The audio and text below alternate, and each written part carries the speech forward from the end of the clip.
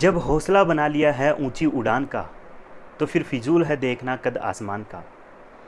अगर अपन ने ऊंचाइयों पर पहुंचने का एक लक्ष्य बना लिया है दोस्तों, तो फिर गहराइयों को देखने का कोई मतलब नहीं रह जाता। नमस्कार दोस्तों, मैं हूं अविनाश कुमार पांचाल और आज मैं लेकर आया हूं आपके लिए माध्यमिक शिक्षा बोर्ड राजस्थान कक्षा 11 मनोविज्ञान की पुस्तक से इकाई 5, जिसमें छोटे छोटे से टॉपिक दिए हुए हैं और बहुत ही इंपॉर्टेंट टॉपिक है। यहाँ पे अपन पढ़ेंगे संवेदना, प्रत्यक्षीकरण और अवधान के बारे में। ये तीनों टॉपिक है जिसमें आर्टेट के एग्ज़ाम में भी आपके प्रश्न आया हुआ है, रीड के एग्ज़ाम में भी आपके यहाँ से प्रश्न आया हुआ है, और आगे आने वाले जो भी एग्ज़ाम है, चाहे वो फर्स्ट ग्रेड स्कूल लेक्चर का हो, सेकंड ग्रेड का हो, या रीड का हो, या पीटीआई थर्ड ग्रेड या सेकंड ग्रेड का हो, यहाँ इस टॉपिक में से प्रश्न आने के चांसेस है, संभावनाएं हैं। बहुत इंपॉर्टेंट टॉपिक है और छोटे से टॉपिक है। सबसे पहले अपन बात करते हैं, छोटा सा पॉइंट ले लेते हैं, संवेदना। संवेदना की बात करें तो इसको इंग्लिश में बोलते हैं सेंसेशन। सेंसेशन की बात करें तो संवेदना होता क्या है। अब इसको समझने के लिए अपने को शिशु को समझना होगा कि जब शिशु जन्म लेता है, शिशु ने क्या लिया है, जन्म लेता है, तो ऐसा माना जाता है कि शिशु का जो ज्ञान होता है वो बिल्कुल क्या होता है, शून्य समान होता है, जीरो होता है। जब बच्चा जन्म लेता है तो उसका जो ज्ञान होता है वो बिल्कुल क्या होता है, जीरो होता है, शून्य होता है। लेकिन ऐसा तो है ही नहीं कि वो ज्ञान को ग्रहण नहीं करेगा, कभी ना कभी तो ज्ञान को ग्रहण करेगा। तो यहाँ पे शिशु जो है सबसे पहले ज्ञान ग्रहण करता है, सबसे पहले ज्ञान ग्रहण करता है किसके द्वारा, ज्ञानेंद्रियों के द्वारा। किसके द्वारा, ज्ञानेंद्रियों के द्वारा। बच्चा ज्ञानेंद्रियों के द्वारा जो ज्ञान ग्रहण करता है, उस प्रक्रिया के अंदर जो प्रयोग में आई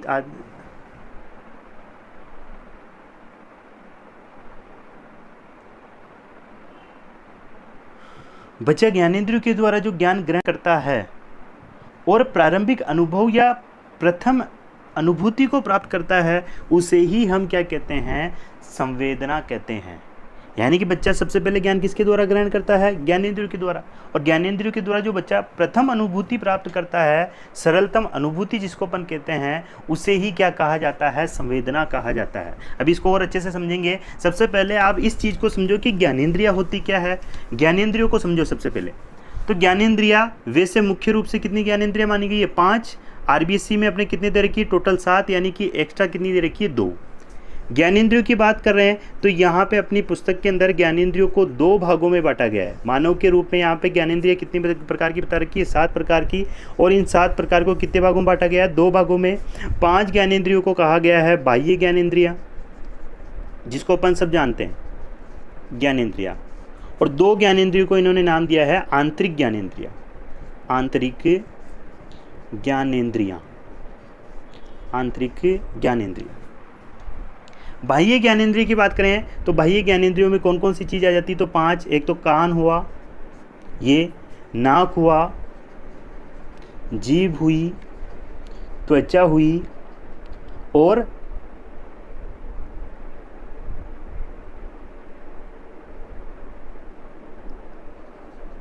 आंखें हुई। ये 5 क्या कहलाती है, ज्ञानेंद्रिय कहलाती है। इसको बाह्य ज्ञानेंद्रिय भी कहते हैं। आंतरिक ज्ञानेंद्रिय की बात करें तो आंतरिक ज्ञानेंद्रिय आपको 2 ध्यान में रखना है, और ये ही इंपॉर्टेंट है। अगर आपसे पूछ लेगा, प्रश्न लेगा, निम्नलिखित में से आंतरिक ज्ञानेंद्रियों में शामिल है या नहीं है, तो वहाँ पे दिक्कत आ जाएगी। तो आंतरिक ज्ञानेंद्रिय 2 प्रकार की बता रखी है। एक दे रखा है गति संवेदी ज्ञानेंद्रिय, और दूसरा दे रखा है प्रघाण, प्रधान नहीं है ये, प्रघाण तंत्र, प्रघाण तंत्र। तो ये 7 प्रकार की ज्ञानेंद्रियां बता रखी है। तो इन ज्ञानेंद्रियों के द्वारा बच्चा जो सबसे पहले अनुभूति प्राप्त करता है, उसे ही अपन क्या कहते हैं, संवेदना कहते हैं। इसको और अभी समझेंगे उदाहरण के द्वारा। सबसे पहले इसको समझ लो कि बाह्य ज्ञानेंद्रिय क्या होती है। कानों से बच्चा क्या करता है, सुनता है, ज्ञान को ग्रहण करता है। नाक से बच्चा क्या करता है, सूंघता है, ज्ञान को ग्रहण करता है। जीभ से बच्चा क्या करता है, चखता है, स्वाद को ग्रहण करता है। त्वचा से किसी चीज़ को स्पर्श करता है और स्पर्श करके ज्ञान को ग्रहण करता है। और आँखों से चीज़ों को देखकर वो क्या करता है, ज्ञान को ग्रहण करता है। इसके अलावा आंतरिक ज्ञानेंद्रिय है गति संवेदी, जो अपने स्नायु तंत्र से संबंधित होती है। अपने बॉडी पर अपन जो नियंत्रण करते हैं, अपने शरीर पर नियंत्रण करते हैं, उसमें जो ज्ञानेंद्रिय काम में आती है उसे अपन क्या बोलते हैं, गति संवेदी कहते हैं। और एक होता है प्रघाण तंत्र, जो अपने शरीर के अंदर पाया जाता है। यह अपने को शारीरिक क्रियाओं से संबंधित बोध कराता है। जैसे गति संवेदी की बात कर रहे हैं तो एक नृत्यक नृत्यांगना को नृत्य करना है तो वहाँ पे अपने शरीर को उसको क्या बनाना होता है, बैलेंस बनाना होता है, संतुलन में रखना होता है। तो वहाँ पे जिन ज्ञानेंद्रियों का उपयोग करता है वो होता है आंतरिक ज्ञानेंद्रिय, गति संवेदी ज्ञानेंद्रिय। और बोध की बात करें तो आंखों के द्वारा अपन देखते हैं, देखने के बाद अपने के सामने बहुत सारे कलर दिखाए जाते हैं, रंग दिखाई देते हैं। तो उन रंगों का बोध करने का काम, उसको पहचानने का काम कौन करता है, प्रघाण तंत्र करता है। साथ में ये भी शारीरिक संतुलन बनाने में अपने काम में आता है। कौन सी ज्ञानेंद्रिय है ये, प्रघाण तंत्र। तो आपको यहाँ पे इन दो नाम तो याद होने चाहिए आंतरिक ज्ञानेंद्रियों के, एक गति संवेदी ज्ञानेंद्रिय और एक कौन सी है, प्रघाण तंत्र ज्ञानेंद्रिय। ठीक है, 5 आपको पता है, 2 एक्स्ट्रा और आपको क्या करना है, याद करना है। अब इनके द्वारा जब अपन क्या करते हैं, प्रारंभिक अनुभव प्राप्त करते हैं, या यूँ के लिए शिशु प्रारंभिक अनुभूति प्राप्त करता है, जो कि सरलतम अनुभूति कहलाता है, उसे ही अपन क्या कहते हैं, संवेदना कहते हैं। समझते हैं इसको। जैसे एक छोटे से बच्चे ने जन्म लिया तो उसका ज्ञान बिल्कुल क्या होता है, जीरो होता है। वो संसार के प्रति पूर्णतः क्या होता है, अनभिज्ञ होता है, उसको कुछ नहीं पता। लेकिन जो चीज़ें आंखों से वो देखता है उस ज्ञान को क्या कर लेता है, ग्रहण कर लेता है। त्वचा से जिस चीज़ को स्पर्श करता है उस ज्ञान को क्या कर लेता है, ग्रहण कर लेता है। जीभ से चख कर, नाक से सूंघ कर, कानों से सुनकर वो ज्ञान को क्या करता है, ग्रहण करता है। और उसके द्वारा जो वो अनुभूति प्राप्त करता है, अनुभव करता है, उसे ही अपन क्या कहते हैं, संवेदना कहते हैं। जैसे एक बच्चे, एक छोटा सा शिशु है, उसको कुछ नहीं पता है, अभी अभी उसका जो जन्म हुआ है, 2 दिन 5 दिन ही हुए हैं, और उसके पास में तेज आवाज़ की जाती है। तेज आवाज़ करने के बाद में वो जो शिशु है 2 दिन 5 दिन का, वो चौंक जाता है। क्या किसी ने उसको चौंकना सिखाया था, या किसी ने बताया था कि इस प्रकार की आवाज़ में तेरे को क्या करना है, चौंकना है? नहीं। लेकिन कानों की जो क्षमता है, कानों की जो सुनने की जो क्षमता है, उसके कारण बच्चा क्या हो जाता है, चौंक जाता है। तो यहाँ पे जो ज्ञानेंद्रिय है, कान वाली ज्ञानेंद्रिय, उसको क्या करती है, अनुभूति प्रदान करती है। ये जो अनुभूति होती है, प्रारंभिक अनुभूति होती है, प्रथम सरलतम अनुभूति होती है, उसे अपन क्या कहते हैं, संवेदना कहते हैं। समझ में आ गया होगा दोस्तों। तो ज्ञानेंद्रियों के द्वारा बच्चा जो प्रारंभिक अनुभूति प्राप्त करता है उसे अपन क्या कहते हैं, संवेदना कहते हैं। 7 प्रकार की ज्ञानेंद्रिय है, 2 भागों में बांटा गया है, बाह्य ज्ञानेंद्रिय और आंतरिक ज्ञानेंद्रिय। तो संवेदना की परिभाषा किस प्रकार से देंगे, एक विशेष ज्ञानेंद्रिय के द्वारा या किसी विशेष ज्ञानेंद्रियों के द्वारा उद्दीपक या वस्तु के प्रति की जाने वाली प्रारंभिक अनुभूति या यूँ कह लीजिए सरलतम अनुभूति को क्या कहते हैं, संवेदना कहते हैं। तो समझ में आया दोस्तों कि बच्चा छोटा सा है, ज्ञान उसमें कुछ भी नहीं है, फिर भी उसके सामने तेज आवाज़ की तो बच्चा क्या हो जाता है, चौंक जाता है। उस आवाज़ से वो क्या करता है, अनुभव प्राप्त करता है, चौंक जाता है, उसे अपन क्या कहते हैं, संवेदना कहते हैं। तो किसी विशेष ज्ञानेंद्रिय बहुत प्रकार की है, 7 प्रकार की अपन ने बात की। कान हुआ है, त्वचा हुई है, नाक हुआ है, आँखें हुई है, जीभ हुई है, ठीक है, आंतरिक ज्ञानेंद्रिय हुई है। उनके द्वारा कोई भी उद्दीपक हो सकता है, स्टिमुलस हो सकता है, या कोई वस्तु हो सकता है, उसके संदर्भ में अपन जो प्रारंभिक अनुभूति या सरलतम अनुभूति को प्राप्त करते हैं उसे अपन क्या कहते हैं, संवेदना कहते हैं। क्या कहते हैं, संवेदना कहते हैं। अब यहाँ पे कुछ चीज़ें ध्यान में रखना है संवेदना के संदर्भ में, कुछ बातें। जैसे संवेदना की बात करें तो एक शख्स है जिसका नाम है क्रूज महोदय। क्या नाम है, क्रूज महोदय। हालांकि अपने आरबीसी की किताब में इसकी परिभाषा नहीं दे रखी है, फिर भी थोड़ा सा समझने के हिसाब से अपन परिभाषा दे सकते हैं कि क्रूज महोदय क्या कहता है। क्रूज महोदय कहता है कि उत्तेजना के द्वारा जीव की जो पहली प्रतिक्रिया की जाती है उसे क्या कहते हैं, संवेदना कहते हैं। उत्तेजना के द्वारा जीव की पहली प्रतिक्रिया की जाती है उसे अपन क्या कहते हैं, संवेदना कहते हैं। ऐसा किसने कहा है, क्रूज ने। एक शख्स है जिसका नाम है जेम्स महोदय, और जेम्स क्या कहता है, संवेदना ज्ञान की पहली सीढ़ी है, ज्ञान की पहली या प्रथम सीढ़ी है। संवेदना ज्ञान की क्या है, पहली सीढ़ी है, प्रथम सीढ़ी है। क्योंकि बच्चा सबसे पहले ज्ञान किसके द्वारा, ज्ञानेंद्रियों के द्वारा, और ज्ञानेंद्रियों के द्वारा जो अनुभव प्राप्त करता है उसे अपन क्या कहते हैं, संवेदना कहते हैं। तो जेम्स क्या कहता है, संवेदना ज्ञान की प्रथम सीढ़ी है, और ये एग्जाम में भी आया हुआ है। इसके बाद अपन जो प्रत्यक्षीकरण पढ़ेंगे, पहले अवधान पढ़ेंगे फिर प्रत्यक्षीकरण पढ़ेंगे, तो प्रत्यक्षीकरण को ज्ञान की दूसरी सीढ़ी कहा जाता है और संवेदना को ज्ञान की पहली सीढ़ी कहा जाता है। आपको ध्यान में रखना है। तो संवेदना क्या है, ज्ञान की पहली सीढ़ी है, ये भी आपको ध्यान में रखना है। यह आपसे पूछ ले वे संवेदना का द्वार किसे कहते हैं, तो संवेदना का द्वार ज्ञानेंद्रियों को कहा जाता है। संवेदना का द्वार किसको कहा जाता है, ज्ञानेंद्रियों को कहा जाता है। तो दो चीज आपको ध्यान में रखनी है, संवेदना ज्ञान की पहली सीढ़ी है, संवेदना का द्वार ज्ञानेंद्रियों को कहा जाता है, और किसी विशेष ज्ञानेंद्रिय के द्वारा उद्दीपक या वस्तु के प्रति की जाने वाली प्रारंभिक अनुभूति को अपन क्या कहते हैं, संवेदना कहते हैं, सेंसेशन कहते हैं। अब बात करते हैं अपन संवेदना की कुछ सीमाओं की, जो सीमांत के रूप में 3 प्रकार की बता रखी है आपके आरबीसी की किताब के अंदर, वो भी देख लेते हैं। तो ये समझ में आ गया होगा कि संवेदना क्या है, तो ज्ञान की पहली सीढ़ी है।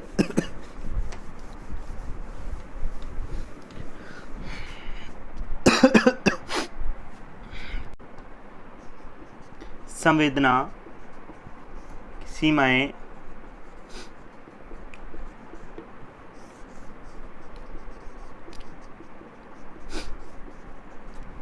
तो यहाँ पे 3 चीज़ें बता रखी है अपने को, तीनों बातें अपने को ध्यान में रखना है, तीनों वेरी वेरी इंपॉर्टेंट है। जैसे संवेदी सीमांत क्या होता है, यह आपके वन वर्ड के रूप में या शब्द के अर्थ के रूप में, है ना, शब्दावली के रूप में पूछा जा सकता है। संवेदी सीमांत,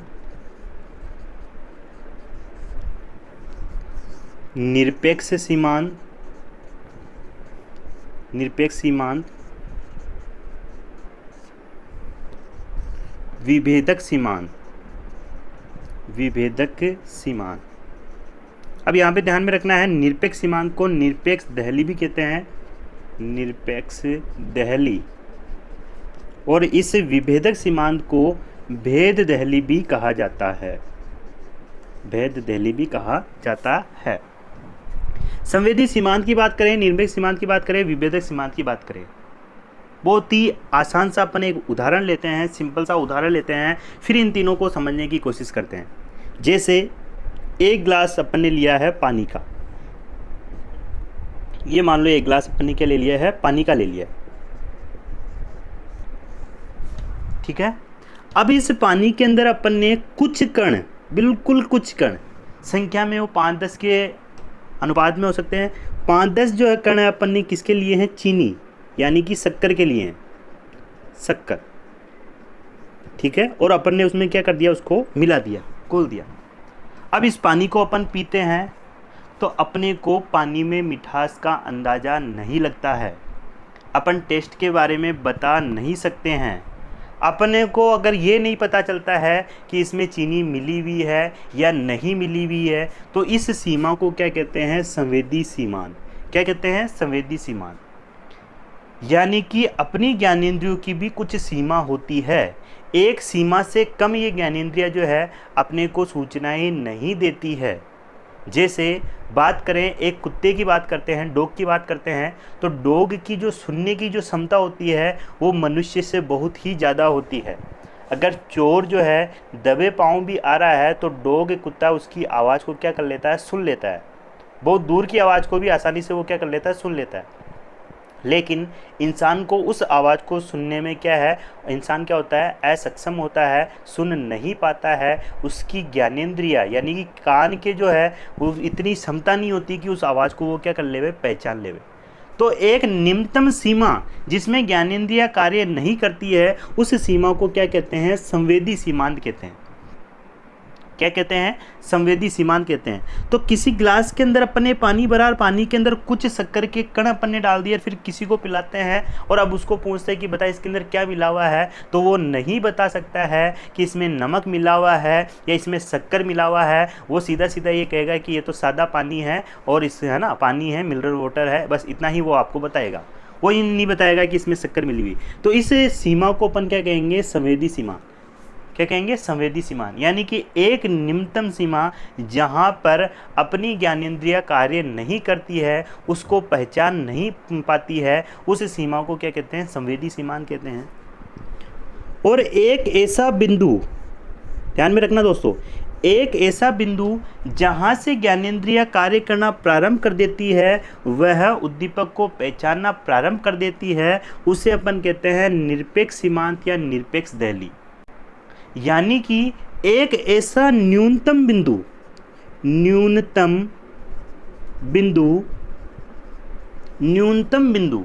जब अपन वस्तु या उद्दीपक के बारे में पहचानना प्रारंभ कर देते हैं, उस सीमा को अपन क्या कहते हैं, निरपेक्ष सीमांत कहते हैं। क्या कहते हैं, निरपेक्ष सीमांत कहते हैं। ये न्यूनतम बिंदु जहां से, यानी कि शक्कर की कुछ मात्रा और मिलाएगी, 2-5 दाने मिलाते गए एक ऐसी सीमा आएगी जब अपन पानी पीकर बता सकते हैं कि हाँ इसके अंदर जो है शक्कर मिली हुई है, या किसी और को पानी पिलाया जाएगा तो वो उसको पीकर ये कह सकता है कि हाँ इसमें शक्कर की मात्रा मिली हुई है। तो एक न्यूनतम बिंदु होता है जिसमें उद्दीपक को पहचाना जा सकता है, वह सीमा क्या कहलाती है, निरपेक्ष सीमांत या निरपेक्ष दहली कहलाती है। और उससे ज़्यादा जब उद्दीपकों में विभेद किया जा सकता है, उस सीमा को क्या कहते हैं, विभेदक सीमांत कहते हैं, भेद दहली कहते हैं। जब क्लियरली पहचान लिया जाता है, जैसे आपने शक्कर की एक अधिक मात्रा इसमें मिलाई, आपने किसी को पिलाया, उसने पिया, वो बता देगा कि इसके अंदर क्या मिली हुई है, शक्कर मिली है। शक्कर के स्थान में फिर आपने क्या डाला, नमक डाला। क्या डाला आपने, नमक डाला। फिर उसको पिलाया, उसने पहचान लिया कि यार इसके अंदर तो पानी में क्या मिला हुआ है, नमक मिला हुआ है। आपने शक्कर भी मिला दी, नमक भी मिला दिया, दोनों मिला दिए। फिर वो पीता है और वो बता देता है कि इसमें चीनी भी मिली हुई है और इसमें नमक भी मिला हुआ है। यानी कि दो उद्दीपकों में उसने क्या कर लिया, विभेद कर लिया। वो सीमा क्या कहलाती है, विभेदक सीमांत कहलाती है। क्या कहलाती है, विभेदक सीमांत। समझ में आया दोस्तों। तो एक न्यूनतम सीमा से भी कम सीमा जहां उद्दीपक का पता नहीं चलता है, उसे अपन संवेदी सीमांत कहते हैं। और एक न्यूनतम सीमा जहां से पता चलना, उद्दीपक के बारे में जानकारी होना अपने को प्रारंभ होता है, वो निरपेक्ष सीमांत कहलाती है। और जब दो उद्दीपकों में अपन क्या कर लेते हैं, भेद कर लेते हैं ज्ञानेंद्रियों के द्वारा, तो वो कहलाता है आपका विभेदक सीमांत। तो ये छोटा सा टॉपिक था संवेदना। इसके आगे अपन पढ़ते हैं अवधान। क्या पढ़ते हैं, अवधान।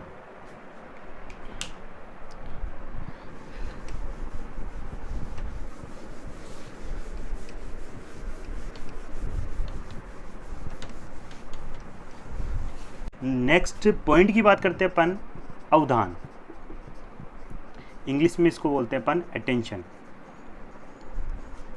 अगर इसको एक शब्द में डिफाइन करना है तो इसका अर्थ अपन निकालेंगे ध्यान लगाना, या यूं कह लीजिए ध्यान केंद्रित करना, अवधान। अगर इसको एग्जाम्पल से समझे तो हम जिस कमरे में रहते हैं, जिस कमरे में सोते हैं, पूरी दिनचर्या करते हैं, दैनिक जीवन जीते हैं अपन, उस कमरे में बहुत सारे उद्दीपक होते हैं, बहुत सारी वस्तुएं होती है। जैसे टेबल हो सकती है, कुर्सी हो सकती है, अलमीरा हो सकती है, कपड़े हो सकते हैं, पुस्तकें हो सकती है, और भी अपने बहुत सारी चीज़ें वहाँ पे रहती है। लेकिन हमारा ध्यान उन सभी वस्तुओं पर नहीं जाता है। हमारा ध्यान उन वस्तुओं पे तब जाता है जब हमें उन वस्तु से कोई कार्य होता है, या उसके प्रति अपन क्या करते हैं, प्रतिक्रिया करते हैं। जब किसी विशेष उद्दीपक के प्रति एक विशेष समय जो प्रतिक्रिया की जाती है, तो मनोवैज्ञानिक जो भाषा में अगर बात करें तो उस समय मनुष्य के द्वारा जो प्रक्रिया की जाती है, जो ध्यान लगाया जाता है, उसे क्या कहते हैं, अवधान कहते हैं। यानी कि ध्यान केंद्रित करने की प्रक्रिया को ही अपन क्या कहते हैं, अवधान कहते हैं। इंग्लिश में इसको अपन क्या कहते हैं, अटेंशन कहते हैं। क्या कहते हैं, अटेंशन। जैसे अपने रूम के अंदर बहुत सारी चीज़ें हैं, लेकिन अपने को पढ़ने की इच्छा हो रही है। क्या हो रही है, पढ़ने की इच्छा हो रही है।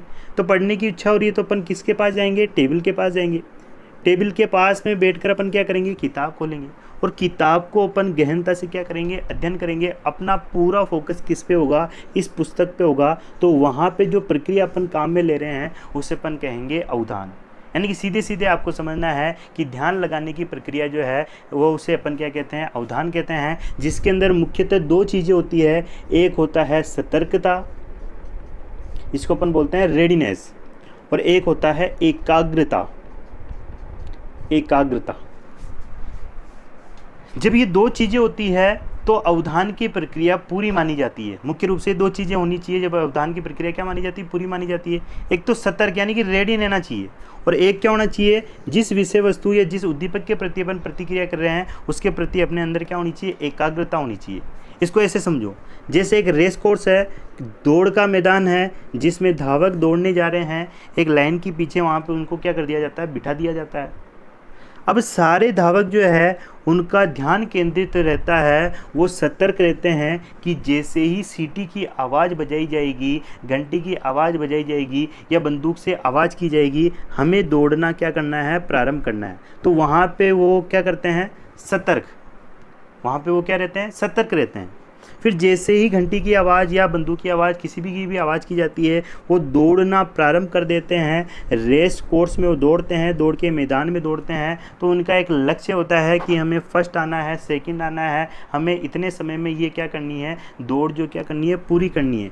तो वो अपने लक्ष्य को मस्तिष्क में रखते हैं, एकाग्र होकर उसको पूरा करने की क्या करते हैं, कोशिश करते हैं। जब ये दोनों चीज़ें हो जाती है, इसका मतलब जो धावक दौड़ रहा है वह अवधान की प्रक्रिया से गुजर रहा है, अवधान कर रहा है, अपने लक्ष्य पर ध्यान केंद्रित कर रहा है, और जिसमें जितने अवधान की प्रक्रिया होती है वह ज्ञान को उतना ही जल्दी क्या कर लेता है, कैच कर लेता है। जैसे मान लो एक विद्यार्थी वो पढ़ रहा है, ध्यान लगाकर पढ़ रहा है, तो वो जो भी पढ़ रहा है वो आसानी से उसको क्या कर लेगा, प्राप्त कर लेगा, ज्ञान को सीख लेगा। सीखा हुआ ज्ञान अपेक्षाकृत स्थायी हो जाएगा, अधिगम कर लेगा। लेकिन अगर उसमें अवधान की कमी है तो वो जो सीख रहा है, 10-10 घंटे 12-12 घंटे पढ़ रहा है, तो पढ़ी हुई चीज़ को भी वो क्या कर देगा, भूल जाएगा, याद नहीं कर पाएगा।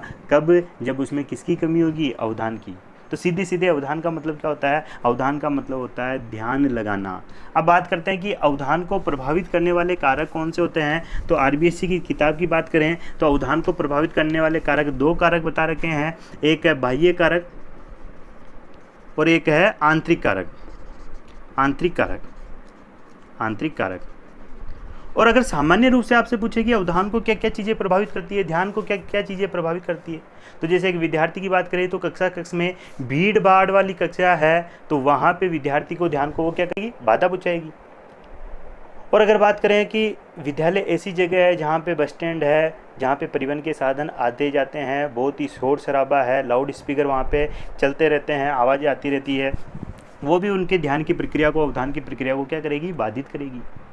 बाह्य कारक और आंतरिक कारक की बात करें तो बाह्य कारक का मतलब होता है कि जो अपने सामने जो भी बाह्य उद्दीपक है जो अपने को सीधे सीधे रूप से क्या करते हैं, प्रभावित करते हैं। जैसे मूवी देखने गए तो अपने पसंदीदा अगर कोई एक्टर है उसका पोस्टर अगर कहीं पे लगा हुआ होता है तो वो दृष्टि जो उद्दीपक है, दृष्टि जो अपनी ज्ञानेंद्रिय है उसके द्वारा अपने को वो क्या करेगा, प्रभावित करेगा, आकर्षित करेगा। और अपना जो ध्यान है, अवधान जो है, सीधे सीधे उस पोस्टर पे क्या हो जाएगा, केंद्रित हो जाएगा। पोस्टर पे क्या हो जाएगा, केंद्रित हो जाएगा। अपन कहीं विदेश में घूमने गए हैं या आउट ऑफ स्टेट में घूमने गए हैं या साउथ इंडिया की तरफ घूमने गए हैं और वहाँ पे आपको अलग अलग भाषा में लिखा हुआ मिलेगा, लेकिन जब भी अपन हिंदी भाषा का कोई शब्द देखेंगे तो अपना ध्यान सीधे सीधे वहाँ पे क्या हो जाएगा, केंद्रित हो जाएगा। अपन यहाँ से जम्मू कश्मीर, शिमला, कुल्लू, मनाली कहीं पे भी घूमने गए हैं तो वहाँ का एक अलग ही वातावरण अपने को देखने को मिलता है, अलग ही परिप्रेक्ष्य जो है अपने को देखने को मिलता है। उसको देखकर अपना ध्यान अपने आप ही उस पर क्या हो जाता है, केंद्रित हो जाता है।